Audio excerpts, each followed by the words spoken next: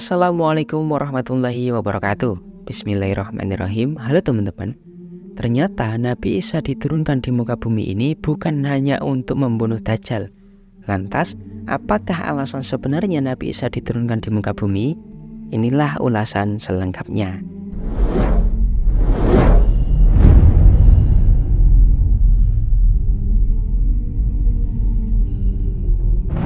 Rasulullah Shallallahu Alaihi Wasallam bersabda, sesungguhnya Nabi Isa ibnu Maryam akan turun ke bumi untuk menjadi hakim yang adil dan pembela kebenaran. Ia akan merubuhkan seluruh tiang salib yang ada dan membunuh semua babi. Ia tidak akan memungut jizyah atau pajak. Hadis riwayat Muslim dan Ibnu Majah dari Abu Hurairah. Isa ibnu Maryam akan menjadi seorang hakim yang adil bagi umatku dan seorang pemimpin yang bijaksana yang akan memusnahkan tanda salib, membunuh babi-babi, dan menghapuskan jizyah atau upeti terhadap non-Islam, menghapuskan zakat, dihapuskan kedengkian dan permusuhan, diangkatnya bisa dari segala makhluk berbisa, sehingga apabila seorang bayi perempuan memasukkan tangannya ke dalam mulut ular, maka ular tersebut tidak akan membahayakan dan bayi perempuan itu juga dapat menyakiti seekor singa, sedangkan ia tidak akan dapat menyakiti bayi tersebut. Dan serigala akan berada di tengah gerombolan kambing-kambing seakan ia adalah anjing penjaganya. Dunia akan dipenuhi oleh perdamaian sebagaimana sebuah bejana diisi air dengan merata. Agama akan menjadi satu, maka tidak ada yang disembah selain Allah Subhanahu wa Ta'ala. Seluruh hal yang menyebabkan peperangan terhapus. Suku Quraisy kembali mengambil kekuasaannya, dan bumi akan menjadi seperti bentangan perak, dan tumbuh-tumbuhannya akan tumbuh seperti pada zaman Nabi Adam, sehingga apabila sekelompok orang berkumpul untuk makan setangkai anggur, maka itu akan mengenyangkan mereka. Dan apabila sekelompok orang tersebut berkumpul untuk memakan sebuah delima, maka itu akan mengenyangkan mereka. Seekor sapi pada waktu itu harganya murah, dan seekor kuda hanya berharga beberapa dirham. Hadis riwayat Ibnu Majah dan Ibnu Huzaimah dari Abu Umamah. Rasulullah Shallallahu Alaihi Wasallam berkata kepada sahabat-sahabatnya, sesungguhnya Nabi Isa ibnu Maryam akan turun kepada kalian, lalu ia akan mengangkat salah seorang dari kalian sebagai seorang imam. Hadis riwayat Abu Hurairah. Ibnu Abi Zu'aib berkata, tahukah kalian dengan apa imam itu akan memimpin kalian? Orang-orang pun menjawab, kami tidak tahu. Maka ia berkata lagi, sesungguhnya ia akan memimpin kalian dengan kitabullah, Al-Quran, dan sunnah Rasulullah Shallallahu Alaihi Wasallam. Maksudnya, orang itu akan memimpin dengan syariat Nabi Muhammad, bukan dengan syariat Nabi Isa alaihissalam. Ibnu Barjad menyebutkan di dalam bukunya yang berjudul Al-Irsyad bahwa Rasulullah Shallallahu Alaihi Wasallam bersabda, sungguh pada akhir zaman nanti Nabi Isa alaihissalam akan bertemu dengan sekelompok orang dari umatku yang sama baiknya dengan kalian atau lebih baik dari kalian. Beliau mengucapkan kalimat ini sebanyak 3 kali. Beliau Nabi Muhammad SAW juga mengatakan, Nabi Isa alaihissalam akan turun kepada 800 orang laki-laki dan 400 orang perempuan terbaik di bumi ini seperti orang-orang terbaik dahulu. Hadis riwayat Abu Hurairah. Diriwayatkan oleh Abdullah ibnu Amr bahwa Rasulullah SAW bersabda, setelah Nabi Isa alaihissalam diturunkan ke bumi, ia akan kawin dengan seorang perempuan dan akan mendapatkan anak darinya. Ia akan hidup di bumi selama 45 tahun lalu meninggal dunia dan jenazahnya dimakamkan di dekat kuburanku. Nantinya aku dan Isa akan dibangkitkan dari satu kubur yang terletak di samping kuburan Abu Bakar dan Umar. Abu Laj As-Samarqandi menyebutkan bahwa Nabi Isa alaihissalam akan kawin dengan seorang perempuan Arab, yaitu setelah Nabi Isa berhasil membunuh Dajjal. Setelah perempuan itu melahirkan anak perempuan darinya, ia meninggal dunia dan diikuti oleh Nabi Isa 2 tahun setelah itu. Riwayat Abu Laj ini berlawanan dengan riwayat Ka'ab yang menyebutkan bahwa yang dilahirkan dari perempuan itu adalah bukan seorang anak perempuan, melainkan 2 orang anak laki-laki. Dalam sebuah hadis yang diriwayatkan oleh Abu Hurairah disebutkan bahwa Rasulullah Shallallahu Alaihi Wasallam bersabda, setelah diturunkan ke bumi, Nabi Isa alaihissalam akan hidup di sana selama 40 tahun. Kemudian ia meninggal dunia dan jenazahnya akan disolatkan serta dikuburkan oleh orang-orang Islam. Rasulullah Shallallahu Alaihi Wasallam bersabda, para nabi itu adalah bersaudara karena berasal dari satu keturunan, dan agama mereka pun sama. Aku adalah orang yang paling beruntung karena tidak ada lagi nabi setelah Nabi Isa selain aku. Jika suatu hari nanti kalian bertemu dengan Nabi Isa, maka kenalilah dia. Ia adalah seorang laki-laki yang sedang tingginya dan rambutnya berwarna merah keputih-putihan, seolah-olah tidak pernah basah terkena air. Ia akan membunuh semua babi, merubuhkan seluruh tiang salib, mendatangkan harta yang banyak, dan membinasakan seluruh penguasa yang tidak beragama Islam. Allah Subhanahu wa Ta'ala akan membunuh Dajjal dengan perantaran tangannya, sehingga bumi ini menjadi aman sejahtera, di mana unta-unta akan dapat hidup dengan aman bersama singa, sapi-sapi dapat hidup dengan aman bersama harimau, dan kambing-kambing dapat hidup dengan aman bersama serigala. Anak-anak akan dapat bermain bersama ular dengan aman, dan sebagian manusia tidak akan mengganggu sebagian yang lain. Hal ini akan berlangsung selama 40 tahun dan setelah itu barulah Nabi Isa meninggal dunia dan jenazahnya akan disolatkan serta dikuburkan oleh orang-orang Islam. Hadis riwayat Abu Daud atau Lisi dari Abu Hurairah. Dalam riwayat lain disebutkan bahwa Nabi Isa alaihissalam akan hidup di bumi selama 24 tahun. Ada juga riwayat yang mengatakan bahwa ia akan hidup di bumi ini selama 7 tahun. Ka'ab al-Akhbar menyebutkan, sesungguhnya Nabi Isa alaihissalam akan tinggal di bumi selama 40 tahun setelah diturunkan. Kehadirannya akan mendatangkan kebaikan yang banyak serta rezeki yang melimpah, di mana satu biji anggur akan mengenyangkan orang yang memakannya, bahkan masih berlebih baginya. Sekeranjang anggur akan dapat mengenyangkan orang banyak. Dan jika orang hidup akan berkata kepada orang mati, bangunlah engkau dan lihatlah keberkahan yang telah diturunkan oleh Allah Subhanahu wa Ta'ala saat ini. Nabi Isa akan kawin dengan perempuan dari keluarga si Fulan dan akan mendapatkan 2 orang anak laki-laki darinya.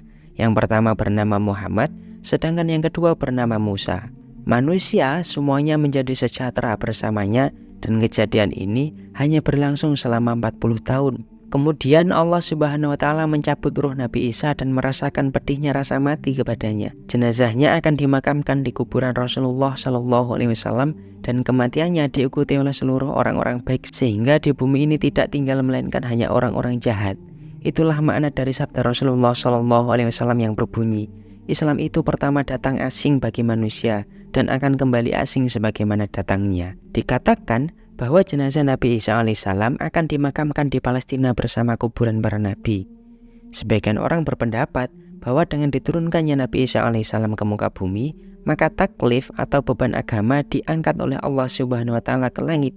Ini bertujuan agar tidak ada lagi Rasul pada waktu itu yang akan menyuruh umat manusia untuk bertuhan kepada Allah serta mematuhi syariat-syariatnya. Pendapat ini mengandung pengertian bahwa Nabi Isa alaihissalam turun ke bumi sebagai nabi baru yang akan membawa syariat yang baru menggantikan syariat Nabi Muhammad.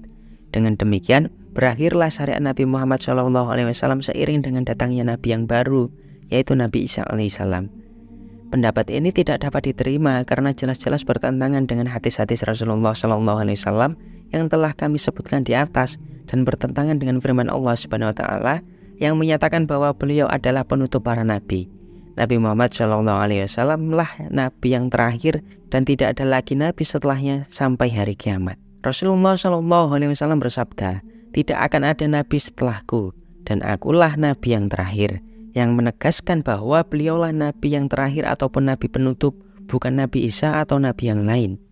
Dengan demikian, tidaklah benar kalau dikatakan bahwa Isa alaihissalam itu turun sebagai nabi baru yang akan membawa syariat baru sebagai ganti dari syariat Nabi Muhammad. Bahkan Nabi Isa alaihissalam itu datang sebagai pengikut syariat Nabi Muhammad sebagaimana dikatakan oleh Rasulullah SAW kepada Umar ibn al-Khattab. Sekiranya Nabi Musa alaihissalam masih hidup, sungguh ia akan menjadi pengikutku. Diriwayatkan oleh Abu Zubair dari Jabir ibnu Abdullah bahwa ia mendengar Rasulullah SAW berkata, akan ada sekelompok orang dari umatku yang senantiasa berjuang untuk membela ajaranku sampai hari kiamat. Beliau Nabi Muhammad SAW juga mengatakan, manakala Nabi Isa ibnu Maryam telah diturunkan ke bumi, maka berkatalah pemimpin orang-orang Islam kepadanya, wahai Nabi Isa, marilah ikut sholat bersama kami dan silahkan engkau yang menjadi imamnya. Nabi Isa alaihissalam pun menjawab, tidak, biarlah aku menjadi makmum saja. Sesungguhnya sebagian kamu adalah pemimpin bagi sebagian yang lain oleh sebab kemuliaan dari Allah terhadap umat Nabi Muhammad SAW. Hadis riwayat Muslim dan imam lainnya. Telah bersabda Rasulullah SAW, ketahuilah, Isa ibnu Maryam bukanlah seorang laki-laki yang telah sampai kepadanya ucapan-ucapanku, akan tetapi nanti ia akan meletakkan tangannya di atas kursinya seraya berkata, petunjuk di antara kami dan kamu adalah kitabullah, Al-Quran.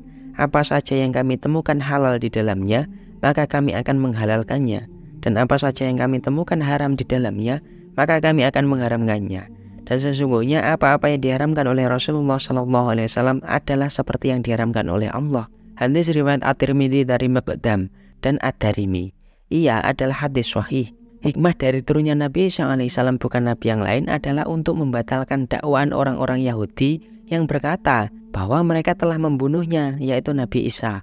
Maka di sini Allah memperlihatkan kebohongan mereka dan bahwasanya dialah yang akan membunuh mereka, orang-orang Yahudi tersebut. Turunnya Nabi Isa adalah juga sebagai bantahan terhadap kaum Nasrani yang mendakwa bahwa Isa adalah Tuhan. Allah memperlihatkan kebohongan mereka dengan turunnya Isa dan pengumumannya akan kemanusiaannya, keislamannya, penghancuran tanda salib, membunuh babi, dan menghapuskan jizyah. Akan tetapi ia hanya akan menerima masuk Islam atau perang. Mengapa Nabi Isa tidak menjadi imam dalam sholat kaum muslim tersebut? Jawabannya adalah seperti jawaban Ibnu Al-Jauzi. Jika Nabi Isa maju sebagai imam, maka akan terjadilah keraguan di dalam hati, karena orang akan bertanya, apakah ia maju sebagai pemimpin atau mendakwa syariat agama yang baru. Oleh karena itu, Nabi Isa sholat sebagai makmum adalah supaya tidak ada keraguan pada sabda Rasulullah. Tidak akan ada seorang nabi pun sesudahku. Dengan demikian, jelaslah sudah bahwa turunnya Nabi Isa alaihissalam ke bumi adalah untuk membela kebenaran syariat Nabi Muhammad serta menghidupkannya kembali. Sebab tidak ada lagi syariat setelah syariat Nabi Muhammad SAW dan tidak ada lagi nabi setelah Nabi Muhammad SAW. Pada waktu itu, Nabi Isa akan menggantikan posisi Nabi Muhammad sebagai hakim yang adil dan menjadi penguasa, imam, pemberi fatwa, dan hakim bagi kaum muslimin. Tidak ada seorang pun selainnya yang pantas menjadi pemimpin umat ketika itu, sehingga orang-orang yang beriman akan berkumpul kepadanya. Pembatalan syariat oleh selain Allah adalah tidak dibenarkan, apalagi dunia ini akan tetap ada selagi taklif atau beban agama dari Allah masih ada di sana. Dunia baru akan berakhir bila tidak ada seorang pun dari manusia yang mengenal Allah di muka bumi ini. Lantas, mengapa Nabi Isa alaihissalam diturunkan oleh Allah Subhanahu wa Ta'ala ke bumi pada akhir zaman nanti? Apakah hikmah yang terkandung di balik itu? Tentang perkara ini ada beberapa pendapat ulama, yaitu pendapat pertama, diturunkannya Nabi Isa alaihissalam ke bumi tidak terlepas dari peristiwa yang terjadi menjelang dia diangkat ke langit oleh Allah Subhanahu wa Ta'ala. Pada waktu itu, orang-orang Yahudi berkeinginan untuk membunuh dan menyalibnya. Maka terjadilah peristiwa tersebut yang cerita sebenarnya disebutkan secara lengkap di dalam Al-Quran. Orang-orang Yahudi mengatakan bahwa mereka telah berhasil membunuh Nabi Isa dan menyalibnya di tiang salib. Allah Subhanahu wa Ta'ala menetapkan kehinaan bagi mereka. Mulai sejak munculnya agama Islam ke permukaan dan menampakkan eksistensinya sampai akhir zaman nanti, mereka tidak lagi mempunyai pengaruh sedikit pun dan tidak mendapat tempat di bumi ini. Hal ini akan berlaku bagi mereka sampai datangnya Dajjal, menjelang terjadinya hari kiamat. Pada akhirnya, Dajjal akan mereka angkat sebagai pemimpin mereka untuk memerangi orang-orang Islam. Maka Allah Subhanahu wa Ta'ala menurunkan Nabi Isa alaihissalam yang mereka sangka telah mati di tangan mereka dulu. Nabi Isa dengan orang-orang Islam akan memerangi mereka, orang-orang Yahudi, dan pemimpin mereka yakni Dajjal. Tidak seorang pun dari mereka yang bisa lari dari penyerangan itu. Seandainya mereka bersembunyi di suatu tempat, maka tempat itu akan berteriak dengan mengatakan, "Wahai Ruh Allah Nabi Isa, sungguh orang itu bersembunyi di belakangku." Sehingga Nabi Isa dan orang-orang Islam mengetahuinya dan langsung mengejar dan membunuhnya. Pada waktu itu tidak ada seorang pun dari orang kafir di bumi ini melainkan mati terbunuh di bawah tangan Nabi Isa dan kawan-kawannya, yakni orang-orang Islam. Pendapat ulama yang kedua mengatakan diturunkannya Nabi Isa alaihissalam ke bumi bukan dimaksudkan untuk memerangi Dajjal, melainkan untuk dikuburkan di bumi karena telah dekat ajalnya. Sebab di bumilah tempat wafat yang layak baginya. Setiap makhluk yang tercipta dari tanah akan dikembalikan ke tanah. Sebagaimana firman Allah Subhanahu wa Ta'ala yang berbunyi, "Dari bumi itulah kami menjadikan kamu dan kepadanya kami akan mengembalikan kamu. Dan daripadanya kami akan mengeluarkan kamu pada kali yang lain." Quran Surat Toha ayat 55. Allah Subhanahu wa Ta'ala menurunkan alaihissalam ke muka bumi adalah karena ingin memakamkannya di sana setelah ia meninggal dunia dan agar jenazahnya dimandikan, dikafankan, disolatkan, dan dikuburkan oleh orang-orang yang beriman sebagaimana layaknya orang-orang Islam meninggal dunia.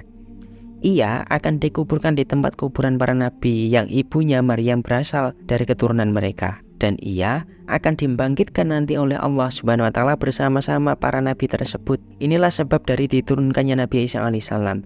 Adapun tentang pembunuhannya terhadap Dajjal adalah semata-mata karena turunnya pada waktu yang bersamaan. Pendapat ketiga, di dalam Injil disebutkan tentang keutamaan umat Nabi Muhammad SAW, sebagaimana disebutkan juga di dalam Al-Quran, yaitu dalam surat Al-Fat ayat 29 yang berbunyi, Muhammad itu adalah utusan Allah dan orang-orang yang bersama dengan dia adalah keras terhadap orang-orang kafir, tetapi berkasih sayang sesama mereka. Quran surat Al-Fat ayat 29. Oleh karena itu, Nabi Isa alaihissalam memohon kepada Allah Subhanahu wa Ta'ala agar Allah menjadikan dirinya termasuk kepada umatnya Nabi Muhammad. Doa Nabi Isa ini dikabulkan oleh Allah dan ia diangkat oleh Allah ke langit untuk diturunkan kembali pada akhir zaman. Ia akan diturunkan kembali ke bumi untuk menghidupkan ajaran Nabi Muhammad SAW yang telah ditinggalkan oleh manusia. Namun, karena waktu itu ada Dajjal, maka Nabi Isa membunuhnya karena Dajjal mendatangkan fitnah bagi manusia. Dengan demikian, bisa dikatakan bahwa pembunuhannya terhadap Dajjal adalah karena mengikuti perintah Nabi Muhammad SAW yang mengharuskan umatnya untuk memerangi orang-orang yang membuat fitnah terhadap orang lain di muka bumi. Para ulama juga berbeda pendapat tentang tempat dimakamkannya Nabi Isa alaihissalam setelah meninggal dunia. Ada yang mengatakan bahwa beliau akan dimakamkan di Al-Ardu Al-Muqaddasah atau Tanah Suci di Palestina, dan ada juga yang mengatakan bahwa ia akan dimakamkan di kuburan Nabi Muhammad SAW di Madinah. Wallahu a'lam bishawab. Demikianlah, semoga bermanfaat. Kurang lebihnya mohon maaf. Wassalamualaikum warahmatullahi wabarakatuh.